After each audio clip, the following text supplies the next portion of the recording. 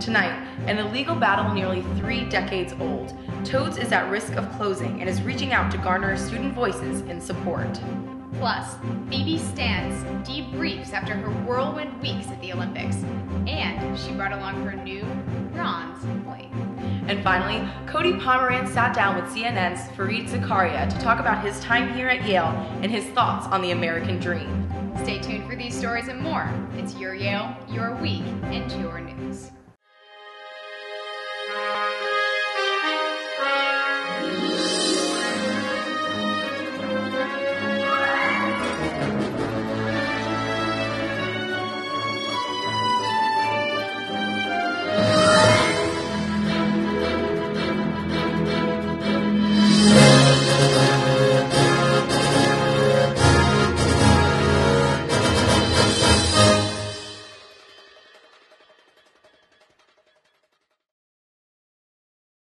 Hello and welcome to YTV. I'm Madison Alworth and today is February 28th, 2014.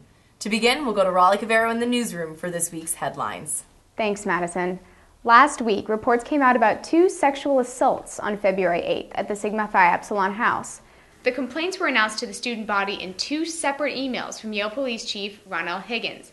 In a recent statement, the fraternity claimed a room in the house was leased out to another student group on the date in question. In our Monday print coverage on this, several students told the news that a dominatrix party in connection with the Senior Society whips took place at SEGEP on the 8th. Last year, students clamored for a louder voice in the presidential search process. Last week, the announcement came that there is student representation on the committee to choose the new dean, but the way that student was chosen proved controversial. President Salve asked the Yale College Council to select a student to participate in the search process. So, with a 12-9 vote, the council decided to choose the representative itself, instead of putting the question to a campus-wide vote or soliciting applications. The group then elected YCC President Danny Abraham to the position, causing some students to criticize the selection process. Abraham will be joined on the committee by another student representative from the graduate school. And in a Monday email, Yale College Dean Mary Miller announced 5 new alcohol initiatives. These hope to curb high-risk drinking on campus. The 5 goals include improving communication on alcohol policy, educating students on alcohol-related issues, and promoting dry events. Over the next few weeks, a committee including student members will begin work on the first initiative. All 5 of these goals will be introduced by next fall. And administrators are also changing Yale's open data policy. This comes 1 month after Blue Book Plus was shut down. In a letter to students last week, Salve outlined 3 major reforms to university regulation. First, he plans to create a student and faculty task force for data access.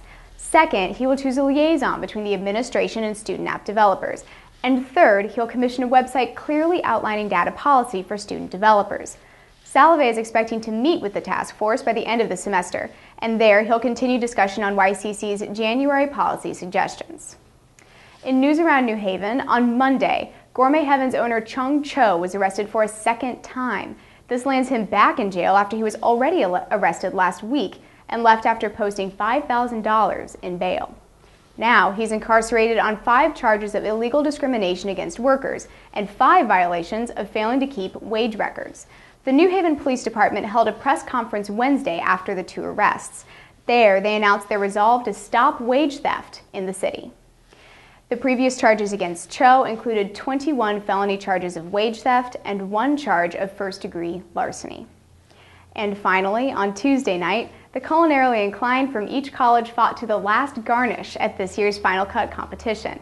Congratulations to the 2014 winners, Berkeley seniors Emily Farr, Isabel Napier, and Angela Ning. They took home the win and the $1,000 prize. That's it for this week's headlines. An illegal dispute that has been simmering for 30 years could come to a head in just 2 months. A property rights controversy over their fire exit could make Toads close its doors, and the nightclub is reaching out to students in the hopes that their voice will keep this from happening. Britta Yelm and Caroline Pringle bring us more. For the last year, Toads Place and Yale have been embroiled in a legal dispute over using an emergency exit leading onto Yale's property. As the court date nears in May, Toads is encouraging students to take action to protect their Wednesday night tradition. It's a venue that's really, made a lasting impact on New Haven, I think, and it would be sad to see it go over a dispute over the exit doors. With the nightclub's future in jeopardy, owner Brian Phelps has turned to concerned students to garner support. Well, I was hoping that some of the students could voice their concern and their opinions with some of the administration at Yale, so they would know what the students are thinking and how Toads does fit into the Yale community. Brian Phelps, I've known him for 4 years here at Yale. He's been a really big sports fan of Yale, and so I've met him through football. He wanted to start a letter writing campaign towards Yale University. He gave me a form letter, and he told me, try to reach out to as many people as you can and get the word out, try to save Toads, do what we can to fight back against the litigation. The source of the dispute is a long-standing legal agreement that Toads could use the fire exit, but either Yale or Toads could revoke the contract with 10 days' notice. When Phelps took over the club in 2008, he refused to accept that condition, and Yale filed a lawsuit. Brian sent emails like this one to many members of Greek life and athletic teams, attaching a letter and asking students to circulate it around the Yale community. It's basically a letter that we came up with in the office that explains, what Toads really means to the Yale community. It's like a very equalizing force on campus. I think the kids are, need time off and they need to take a break now and then. And we're fitted right into the middle of the campus. It's a safe area. If we weren't here, the kids would probably have to go to a different area, maybe a different area in New Haven to relax, or maybe not go anywhere at all. This letter writing campaign is just a way for Toads to show that student support is there, and that the people at Yale that are making this decision and pursuing a lawsuit should take that into account. The letter focuses not on Toad's legal defense, but instead on the nightclub's importance to the social fabric of Yale and New Haven. It says, "As a Yale student, Toads is an integral part of my social life." I originally started the email to certain teams, and then people I know just directly in my college, and then from what I understand it's been sent out to other societies, and it's kind of just sprawling around in the email chains of Yale right now. This letter reached fraternity and sorority panelists across campus and also appeared on the class of 2016 Facebook page. A lot of the frats are sending out to the sororities. It initially started with emails to President Salve, but I'm starting to send actual physical letters, even more likely to get through. And they had some success getting through. No Yale administrators responded to inquiries for this story, but administrators have responded to students and members of the Yale community. I've been reached out to by the facilities director at Yale, and she has told me about the litigation process and what Yale's side of the story is. Brian requested that people email a letter directly to President Salve, which people have been doing. Over 100 people have sent in that letter. The fact that he's actually looking at these emails and responding to the people involved shows that he's taking notice. An administrator says that it only counted 14 emails from Toad's customers. Nonetheless, Associate Vice President of New Haven Affairs, Laura Zucker, responded to the email's individual questions. As more and more people start sending letters to Yale and more awareness is raised, I feel like the university will have to answer, because the students at Yale are what makes Yale, and they can't ignore what the population is saying. Student activists hope the negotiations will continue in this direction. Only time will tell if those student responses will have an impact on the outcome of the current case. The court date is set for May. In the past, Toads has brought in such acts as the Rolling Stones and U2 and Bruce Springsteen, so we'll have to see where it goes from here. Moving beyond campus, 3 weeks ago, one Yalie made the trip all the way to the 2014 Winter Olympics in Sochi, Russia. I caught up earlier this week with Phoebe Stantz, the Yale women's hockey player who helped secure a bronze medal for her native Switzerland. Here's the interview. Phoebe, thanks for joining us. Thanks for having me.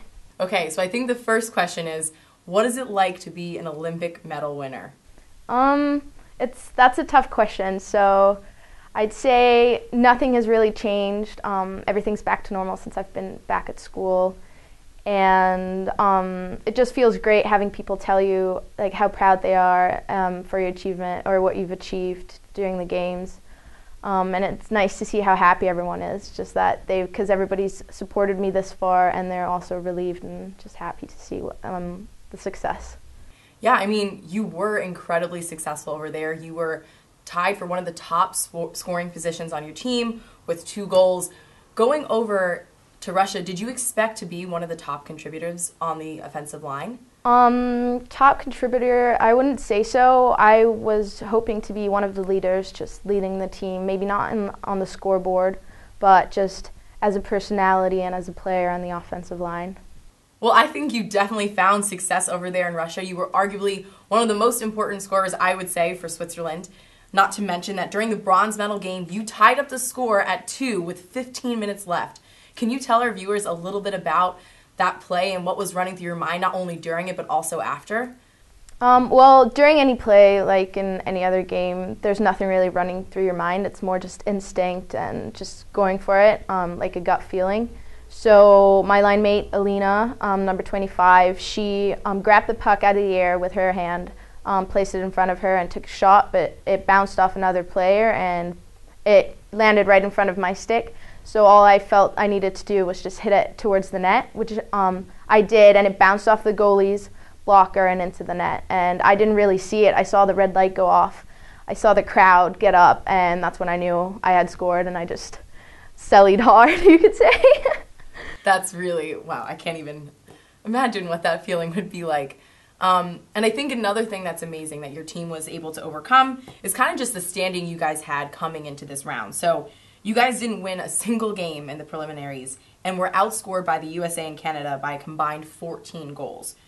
So you still managed to come through and secure the bronze. What did it take for your team to rally, and how were you able to accomplish this? I think we got the momentum in the Finland game where we tied and then we went into overtime, and then unfortunately we lost that game. But it just showed us that we were able to score goals, which we hadn't in the first 2 games, which was upsetting. But the 3 goals gave us the momentum, and then the Russia game, we knew that was our most important game of the tournament, where we scored 1 goal and we ended up winning the game against the home team. And so that momentum just followed through all the other games. Okay, so for all of us here who were watching the games in Sochi and didn't get to actually go over there, can you tell us a little bit about the Olympic Village and what it was like being there? Yeah, I know Twitter was blowing up with all these comments and all these experiences with like malfunctions, doors not opening, elevators getting stuck between floors.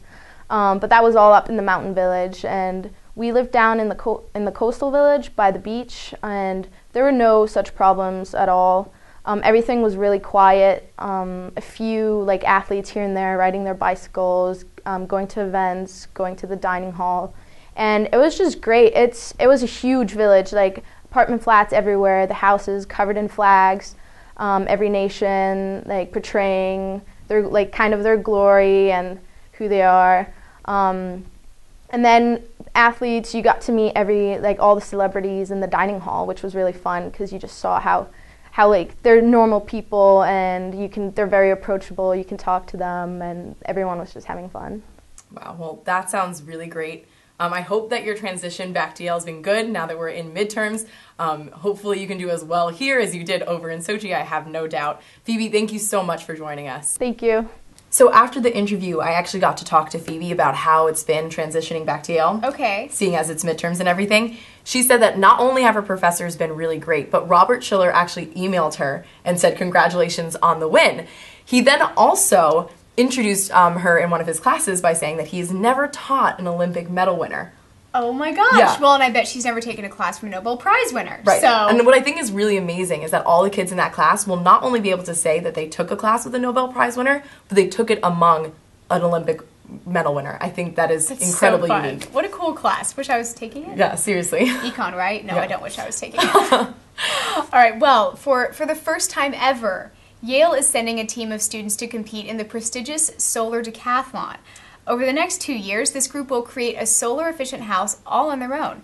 And they're hoping that, despite their small numbers, they'll be able to engineer their way to the top. This team of hopeful Yalees first came together last October after Kate McMillan and Pablo Ponce de Leon decided to try their hand at applying to the National Solar Decathlon. This competition challenges college students to design, build, and operate solar-powered houses, all before they graduate. While most universities send in groups of 40 to 80 students, backed by extensive faculty and a wealth of funding, this Yale group managed to enter the competition with just 7 students and 2 faculty advisors. We just talked about it over lunch, and we were like, yeah, this sounds like a lot of fun. and we hadn't really read the rules yet. We didn't really know what it entailed. We were guessing it's unusual. We don't know. It was sort of nerve-wracking. It still is. And thankfully, the people we have on the team are so passionate and enthusiastic about it that we didn't find the need to get more people. Though they're a small group, they're surprisingly diverse in their interests. The group consists of students involved in everything from basketball to theater set design to economics research at the Yale School of Management.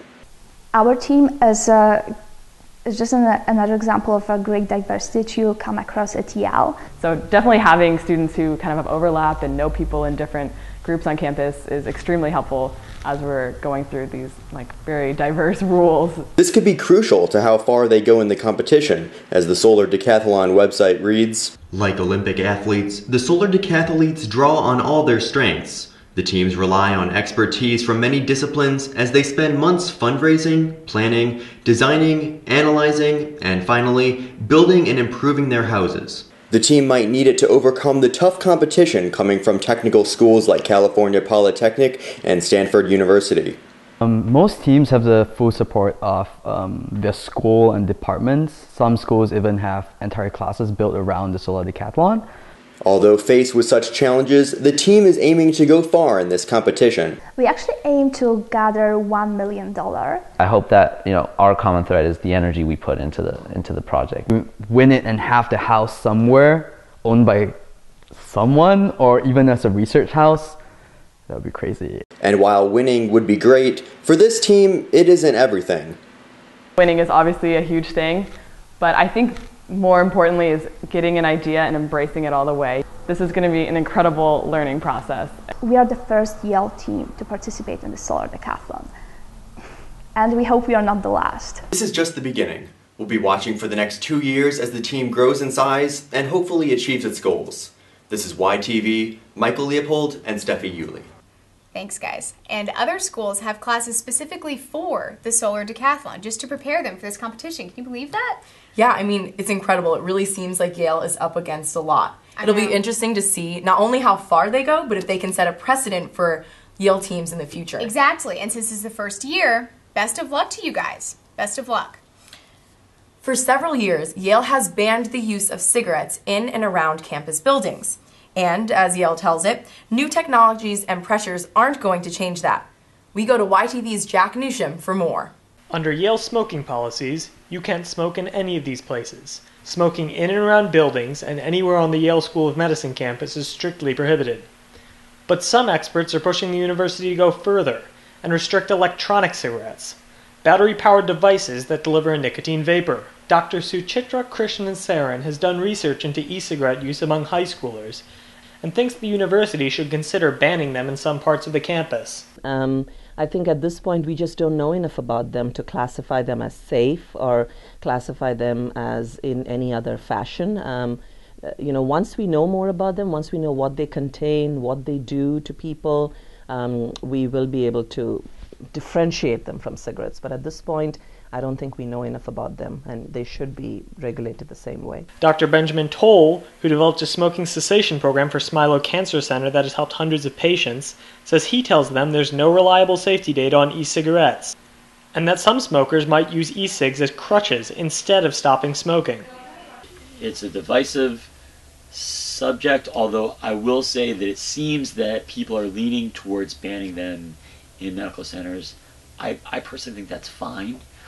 Despite having considered banning cigarettes as recently as 2011, Yale, for its part, hasn't issued an official policy on e-cigarettes. But some e-cig users don't like the idea of regulation. They say e-cigs give them a low-key way to get nicotine that doesn't harm themselves or others. Saybrook sophomore Josh Marks has been using e-cigarettes since last fall, and says he's smoking less as a result. And this is definitely I had a smoker's cough when I was smoking a lot of cigarettes, and maybe exam week, for example, I might have had a bad cough because stress and smoking and these things don't go well together. But with this, I really don't have any issues. At Yale and across the U.S., the debate on e-cigs continues. For YTV, I'm Jack Newsham. Thanks, Jack. Gateway Community College recently became the first public institution in Connecticut to ban e-cigarettes. And finally, we leave you with our Everybody Has a Story segment. This week, Cody Pomeranz sat down with Fareed Zakaria, a New York Times bestselling author and the host of CNN's flagship international affairs program, Zakaria GPS.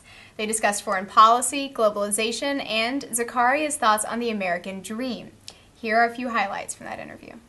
Hi, welcome to YTV and this week's segment of Everybody Has a Story.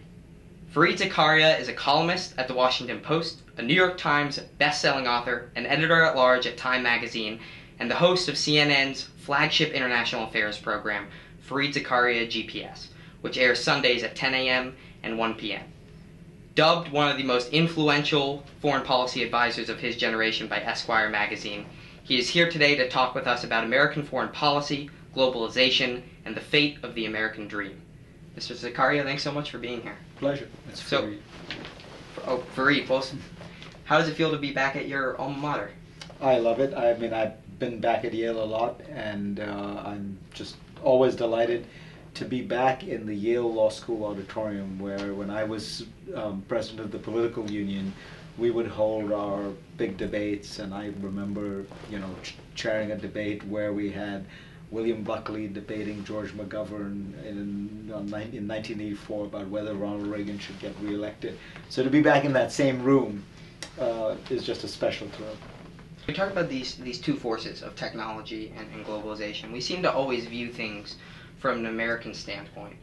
But if this is causing the death of the American dream, how is it affecting, the rise of other dreams, India's dream or China's dream, as President Xi Jinping has talked about it, many times in the past couple months? There's no question that in many other countries the story is much more optimistic because they are just plugging into this global economy. They are taking advantage of the fact that they can produce the same goods and services at lower prices because they have cheaper labor. And that process will continue, and that is part of the historic process of capitalism. I mean, Ireland and Italy went through it at a certain stage. As I said, the difference here is the number of countries and the pace with which they're coming on. But the technological piece is going to have a bigger impact than I think people realize, because once it becomes highly efficient to mechanize certain elements of a factory process, and the technology is relatively cheap, it's not entirely clear why you wouldn't do that in China as well, right? I mean, if it is really true that think of the metaphor of the driverless car. If the driverless car is really much more efficient because it never falls asleep, it never gets drunk, it never makes a mistake, it never exceeds the speed limit. If the driverless car is really that efficient, then why wouldn't you also use it in a place like China? If the mechanized foreman, a computer as the foreman of a production line, is better at actually controlling that line and produces greater efficiency, and it's not a huge capital investment, so even these economies might find that the technological piece of it is one that they will find that they have to adapt to, and maybe as a result we'll all have to adapt. Remember, inequality is rising in all those countries as well. Now, continuing on American foreign policy, but coming to the American side of it, there's been a lot of criticism of President Obama's leadership when it comes to foreign policy, and some questions about whether the United States has pulled back, from influence in the Middle East and elsewhere in the world. Do you think there are cases where we've overlearned the lessons from Iraq, where we've become too hesitant in foreign policy? I think that's always a danger. You cycle between a kind of excessive interventionism and retrenchment. I don't actually think that Obama has done anything to deserve much of that criticism. What has he done that is described as retrenchment? He's gotten the United States out of Iraq, withdrew American troops. That was something Bush was planning to do. And the last issue of whether there would be some residual force in Iraq was an issue that depended on the Iraqi government. They chose not to provide the United States with the terms that American troops all over the world had. You couldn't keep American troops without those immunities that the Iraqi government refused to give. What he's doing in Afghanistan is a negotiation to try to maintain some small force, which is, again, largely what the Bush administration was going to do. Maybe the Bush people would have left a few thousand more troops, but it's unlikely to be many more. Remember, Afghanistan is now our longest war. So people who think in history, people who think that we should be there in the numbers we are for another 5 or 7 years, have to reckon with they're talking about then keeping an active, large American presence in a country like Afghanistan for close to 20 years. This would be unprecedented. It would be essentially a colonial enterprise in that case. The other places, when you look around the world, Obama has actually massively expanded America's presence and engagement with the Pacific, with Asia, which is where, at the end of the day, our power and purpose should lie in the 21st century. America cannot be a world power without being a Pacific power. And you have a trade component to that, you've had a security component, you have a political component. He's strengthening ties with Mexico. You know, I think part of what happens here is there is a tendency to look at the world and see it's messy and say, if only Obama would assert leadership, you know, these bad things wouldn't happen. This is a process of change that takes place. Syria is blowing up not because of anything Obama did or didn't do. It's because you had a minority regime ruling over a country tyrannically. And over time, that process became untenable. It's now exploding. It is going to be a very messy, bitter civil war, whether we intervene or we don't intervene. Bush intervened in Iraq, and it was a 15-year messy civil war. Even though we had 180,000 troops in Iraq, 350,000 civilians died, 2.5 million Iraqis fled. So when people look at Syria and say, if only we were to be involved, none of that would happen. Well, take a look at Iraq. We did all that, and you still had, in fact, it exacerbated the civil war because we're there now, we were the 800-pound gorilla in there. So I think Obama may be, in some small areas, too cautious. On the whole, I rather like the strategic restraint he's showing. I think he's keeping his eye on the prize, which is maintaining and strengthening America's position in Asia. We were over-involved in the Middle East, and I'm frankly glad that there's some retrenchment there. Well, we end all of our interviews with a speed round, just a couple quick questions. So, first one foreign policy crisis that should keep President Obama up at night. Pakistan. 80 nuclear weapons, unstable country, military has ties to terrorist groups. A low probability of a problem, but, you know, that's the one you'd worry about. One favorite memory at Yale? God, I have so many. You know, am I allowed to say this?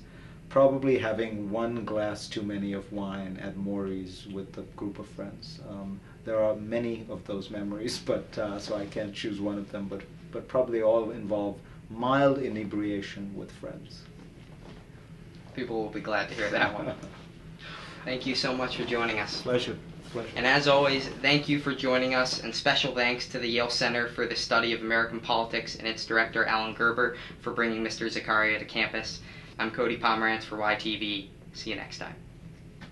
To see the full interview, go to the YTV website on the features page.